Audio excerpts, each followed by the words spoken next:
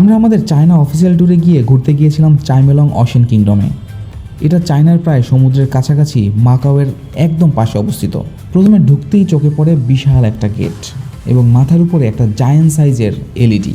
ভিতরে ঢুকতেই রং বেরঙের নানা আয়োজন, বিভিন্ন ধরনের এক্সাইটিং রাইড, ওপেন অ্যানিমেলস, অনেক কিছু।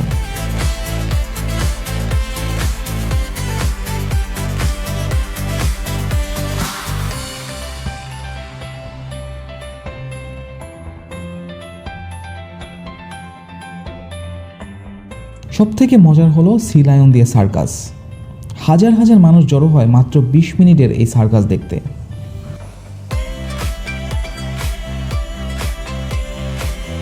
প্রায় উন্মুক্ত অবস্থায় রয়েছে পাখি সহ বেশ কিছু প্রাণী। প্রথমবারের মতো সুযোগ পেয়ে এক্সপিরিয়েন্স করলাম রোলার কোস্টার।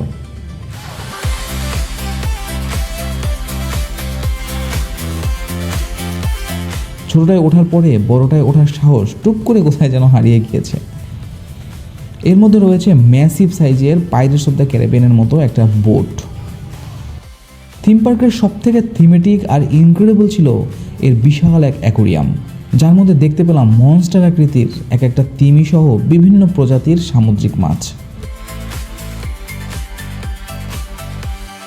পুরো পার্কটি এত ক্লিন আর নানা রকম বিষয় দিয়ে সাজানো, এক্সপিরিয়েন্স করতে করতে নিমেষেই ফুরিয়ে যায় সময়।